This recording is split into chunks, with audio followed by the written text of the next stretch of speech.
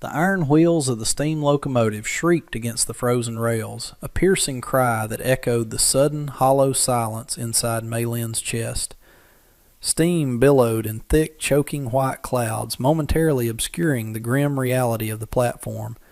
But as the wind whipped the vapor away, the truth remained as cold and hard as the Montana winter. The train was leaving. The man who had sent for her, a faceless name on a crumpled letter she no longer held, had taken one look at her travel-worn face and the poverty draped over her frame, and had turned his back. He had laughed, a cruel, barking sound, and boarded the train again, leaving her standing there as the engine chugged away, taking with it the last promise of a life she had crossed an ocean to find. She stood motionless on the wooden planks of the Silver Creek station, a solitary figure in a landscape that seemed determined to erase her. She wore no coat. She held no suitcase. Her belongings had been lost in the crossing, stolen, or discarded, leaving her with nothing but the tattered gray prairie dress that hung loosely on her thin frame. The fabric was threadbare, offering no defense against the biting wind that howled down from the granite peaks.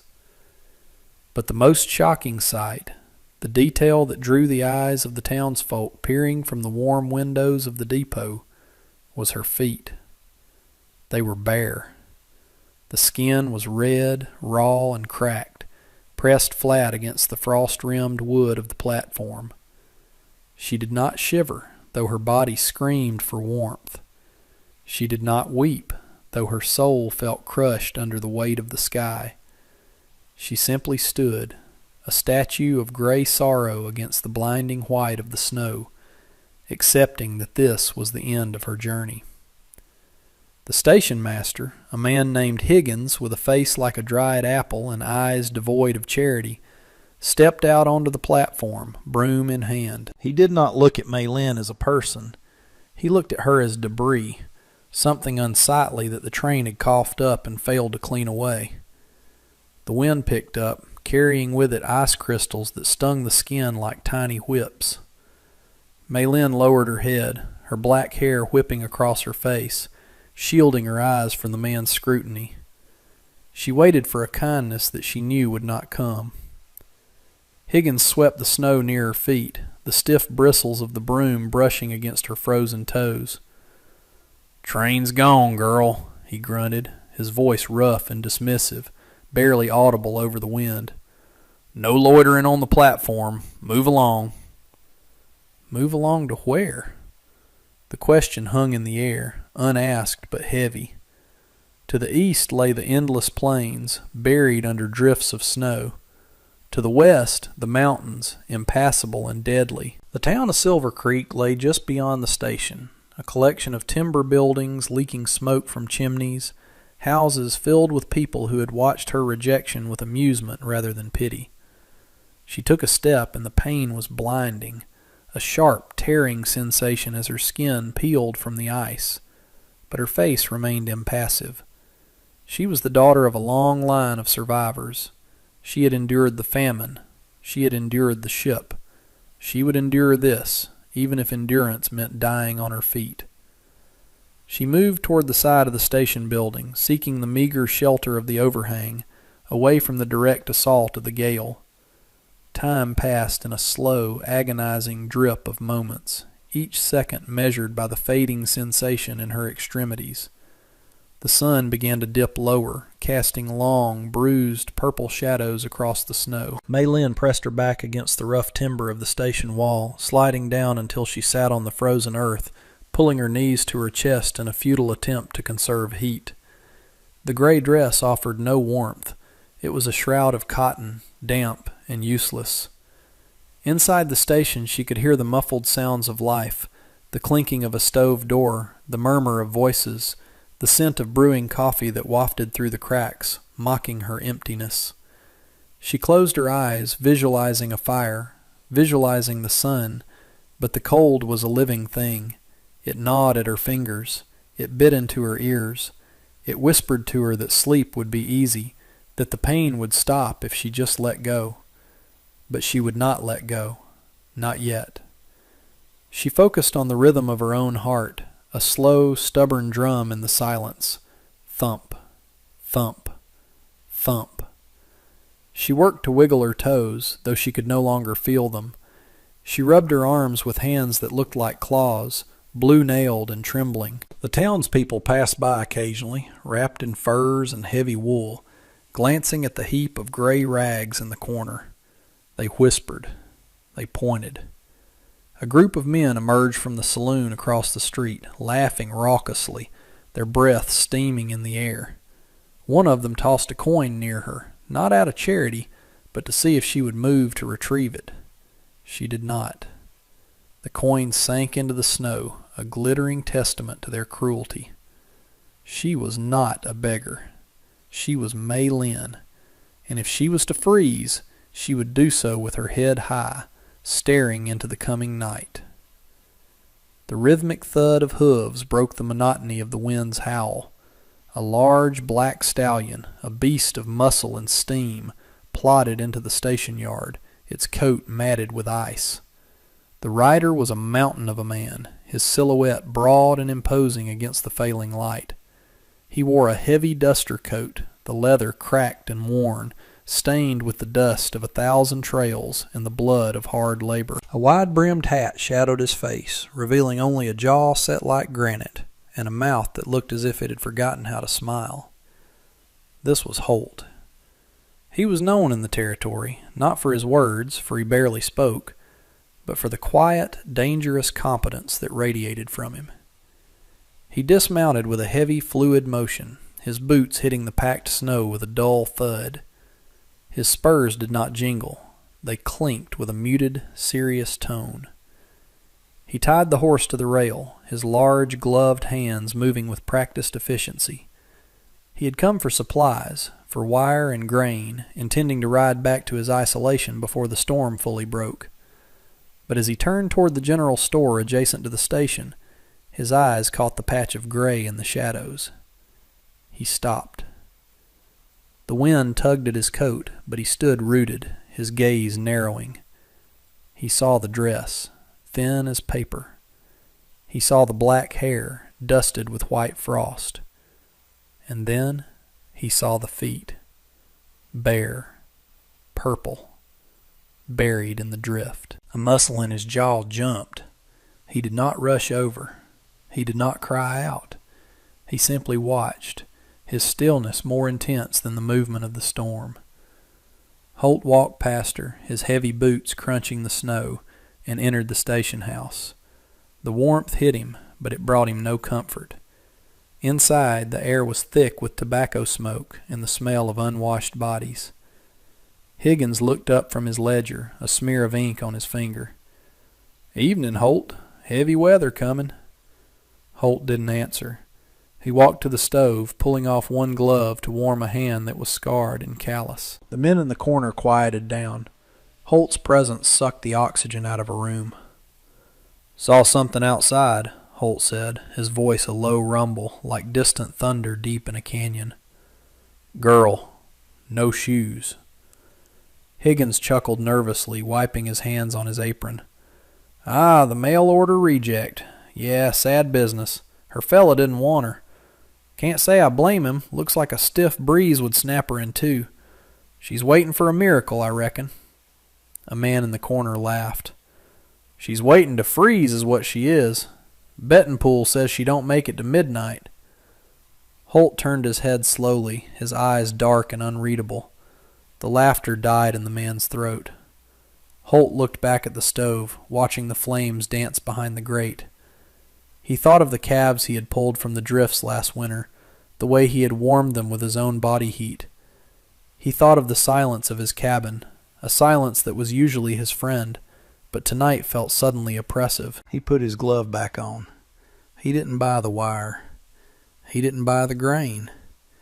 He turned and walked back to the door, the heavy wood groaning as he pushed it open, stepping back into the biting cold where the girl sat, a monument to a town's heartlessness. The sun was gone now. The world had turned to shades of indigo and black. Mei Lin's vision was blurring at the edges, a soft darkness encroaching on her mind. She could no longer feel her legs. The shivering had stopped, which she knew, in the vague, distant part of her mind, was the final warning before the end. She leaned her head back against the wood, looking up at the first few stars struggling to shine through the storm clouds. She wondered if the moon looked the same in China. She wondered if her mother's spirit was watching, ashamed of her daughter dying like a stray dog in a foreign land. Then the wind was blocked. A shadow fell over her, shielding her from the biting gust. She forced her heavy eyelids open. The giant was there, the man from the horse. He was kneeling in the snow, looming over her like a cliff face. Up close his face was a map of harsh terrain, lines etched by sun and worry. But his eyes were not cruel. They were clear, dark, and startlingly focused. He didn't speak immediately. He reached out a hand, massive and leather-clad, and touched her cheek. His hand was warm. The sensation was so intense against her frozen skin that it felt like a burn. Maylin flinched, a small, pathetic movement, but she did not pull away. She was too weak. "Can't stay here," Holt said.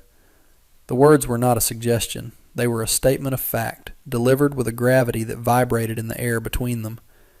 He looked down at her feet again, and a flash of something unrecognizable crossed his face. Rage, perhaps, or a deep, ancestral sorrow. He stood up abruptly, the movement startling her. He began to unbutton his heavy duster. His fingers, thick and clumsy with the cold, worked the buttons until the coat hung open. He shrugged it off, the heavy leather landing in the snow for a brief second before he scooped it up. He was left in his flannel shirt and vest, the cold instantly attacking him, but he ignored it. He bent down and wrapped the enormous coat around her. It was heavy, smelling of horse sweat, tobacco, and pine, a smell of life. He tucked the edges under her legs, wrapping her like a precious parcel.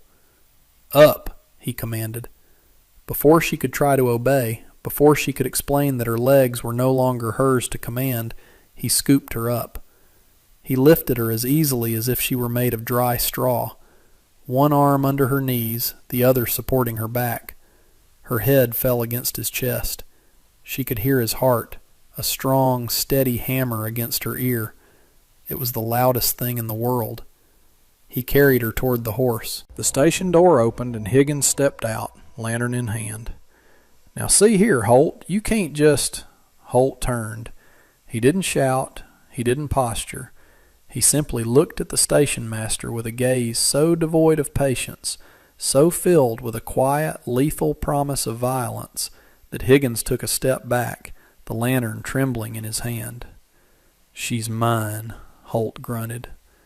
It wasn't a romantic declaration. It was a territorial claim. It was a wolf claiming a wounded pup to protect it from the pack. Anyone has a problem with that, they can come to the ranch. He turned his back on the town, on the lights, on the jeering men in the windows. He lifted Maylin onto the saddle of the black stallion, her small frame swallowed by his coat. He swung up behind her, his arms circling her, creating a cage of warmth and muscle against the storm. He pulled her tight against his chest, sharing his heat, his chin resting near the top of her head. "Hold on," he whispered into the wind, though he was holding her tight enough for both of them. He spurred the horse, and they vanished into the darkness, leaving the station and its cruelty behind, riding into the teeth of the blizzard. The journey to the ranch was a descent into a white, howling void, where time seemed to lose its meaning, measured only by the agonizing rhythm of the stallion's hooves punching through deep drifts. Maylin was no longer a woman of flesh and blood. She was a block of ice wrapped in leather, her consciousness flickering like a dying candle in a drafty room. She could feel the immense heat radiating from the man's chest against her cheek, a furnace of life that kept the darkness at bay, but her extremities were silent, absent from her mental map of her own body. Holt did not speak. He rode with the instinct of a creature born to the wild. his body adjusting to the horse's struggles, his arms locking her into a cage of safety that felt unbreakable. The wind screamed like a banshee, tearing at the brim of his hat and driving ice into his neck, but he did not flinch. He was a man accustomed to the brutality of the elements, treating the storm not as an enemy, but as a tedious obstacle to be endured. Every few minutes his gloved hand would drift up to check her breathing, a rough, frantic touch against her neck to ensure the fragile bird in his arms had not flown away. When the cabin finally emerged from the swirling white chaos, it was nothing more than a dark smudge of timber against the snow, but to Holt it was a fortress. He kicked his boots free of the stirrups and slid down, the snow reaching his knees, his movements stiff but urgent. He did not wait to tend the horse. He carried Maylin up the steps, kicked the door open with a violence that shook the frame, and carried her into the stagnant, freezing air of his home. He laid her on the bear rug before the cold hearth, her gray dress stark against the dark fur, and immediately went to work, his movements shedding their usual lethargy for a frantic, precise speed. He struck a match, the flare of sulfur illuminating his grim face, and coaxed a fire from the kindling until the flames roared, casting long, dancing shadows that fought back the gloom. The warmth of the fire began to permeate the room, but for Maylin, the return of sensation was not a relief. It was a torture session designed by demons. Holt had filled a basin with snow and brought it inside, mixing it with just enough tepid water from the kettle on the stove to take the bite out of the freeze without shocking her skin. He knelt at her feet, his large frame hunched over, looking like a penitent monk at an altar. He took her feet in his hands, hands that could brand a steer or break a fence post, and began to rub them with a gentleness that defied his appearance. He used the cool water to slowly bring the temperature up, knowing that heat applied too fast would kill the flesh. Maylin gasped, a ragged, wet sound tearing from her throat as the nerves in her toes woke up screaming. It felt as though her feet were being crushed by stones and set on fire simultaneously. She tried to pull away, her body thrashing weakly on the rug, tears streaming down her soot-stained face.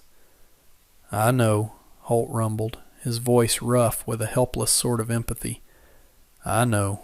It burns. You gotta let it burn." He did not let go. He held her ankles firmly, anchoring her through the pain, his thumbs working the circulation back into the pale, waxy skin. He watched her face, his own features tight with reflected agony. He had seen grown men weep for less, had seen cowboys lose toes to the frost for lack of care. But she endured. She bit her lip until it bled, her whimpers turning into low, guttural moans of suffering. Holt kept working, dipping his hands, rubbing, watching the color slowly, agonizingly shift from deadly white to a bruised, angry red. He saw the scars on her ankles from previous hardships, the calluses of a life of labor, and he felt a surge of protective rage so potent it nearly made him dizzy. She was a warrior in a broken body, and he swore in that flickering light that he would be her shield. Days bled into weeks, the storm outside breaking only to be replaced by a silence so profound it felt heavy. Maylin did not die. She did not lose her feet, though the skin peeled and the pain lingered, forcing her to hobble with a cane Holt had carved from a sturdy branch. For the first week she lay on his bed, buried under quilts, while he slept on the floor near the fire, a silent sentinel. As her strength returned, so did her pride. She looked around the cabin and saw a reflection of the man, sturdy, functional, but neglected. Dust coated the shelves. The windows were grime-streaked. The floor was a map of muddy boot prints. She began to work. It started small, mending a tear in his flannel shirt while he was out checking the herd. When he returned, he stared at the neat, tiny stitches, his thumb tracing the line of thread, but he said nothing. Then she scrubbed the floors. She scoured the cast-iron pans. She found a sack of flour and dried apples and made a pie that smelled of cinnamon and home. Holt would come in from the biting cold, stomping snow from his boots, and freeze in the doorway.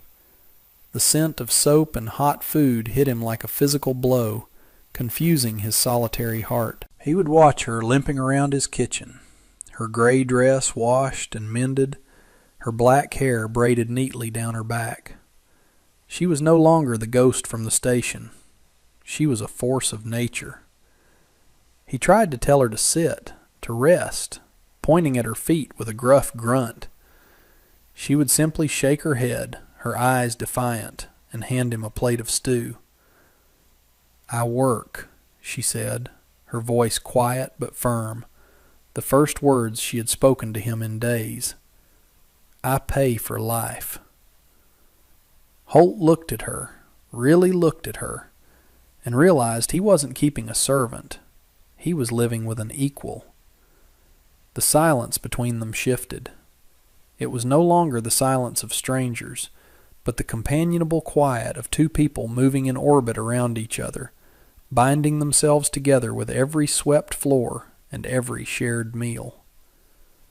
The supplies eventually ran low, forcing a confrontation with the world they had left behind.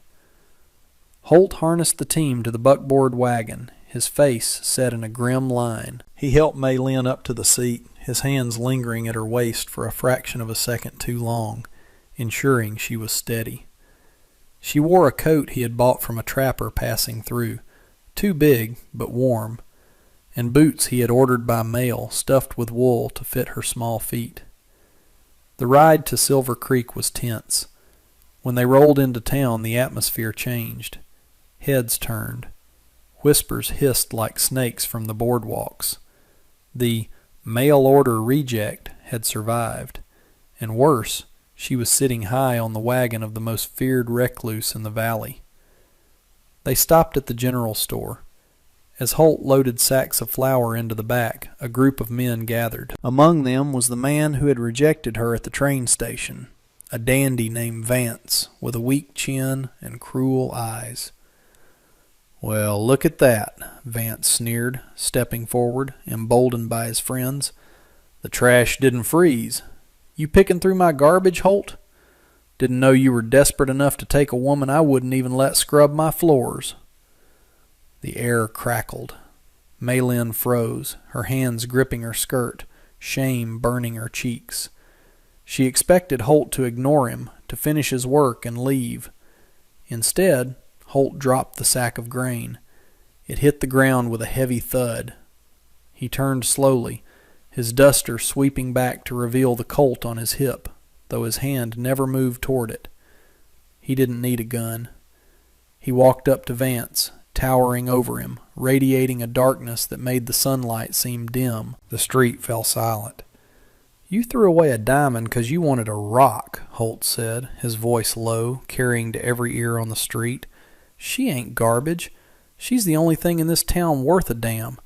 You speak to her again, you look at her again, and I won't be talking."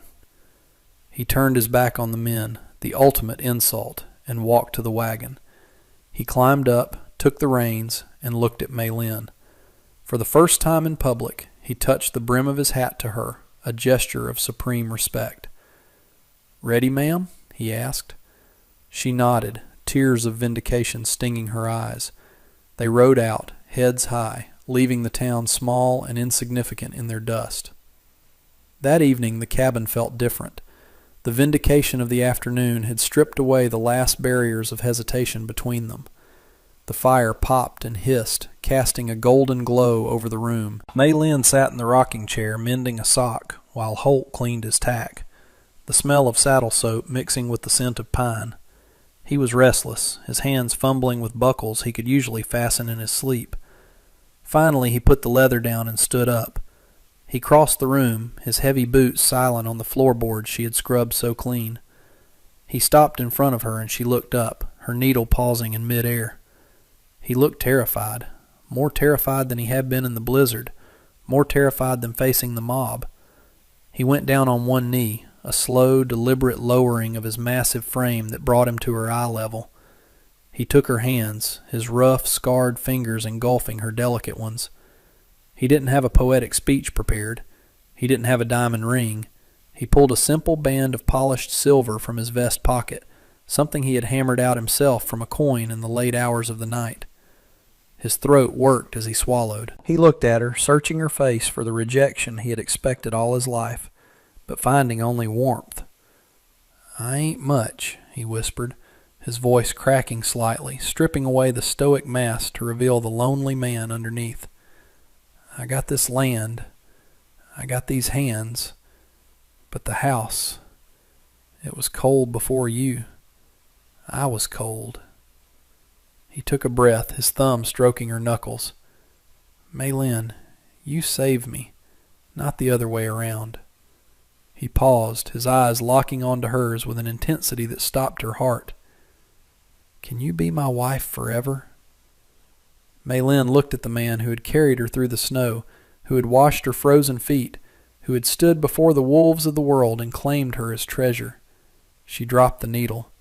She reached out and cupped his rough, weather-beaten face, feeling the scruff of his jaw, the heat of his skin. "Forever," she whispered back, the word a vow, a promise, and a prayer all at once. He slid the ring onto her finger. It fit perfectly. The wind howled outside, battering the walls of the cabin, but inside there was no fear. There was only the fire, the silence of understanding, and two outcasts who had found their kingdom in each other. They had been discarded by the world, deemed unworthy and broken, yet in the wilderness they had built a love stronger than iron and warmer than the sun. Maylin and Holt remind us that our worth is not determined by those who reject us, but by those who hold us when we are broken. True love isn't about perfection. It's about being the shelter in someone else's storm. If you believe that everyone deserves a second chance at happiness, and if this story warmed your heart, please like this video and subscribe for more stories of resilience, love, and the triumph of the human spirit. You are never truly alone.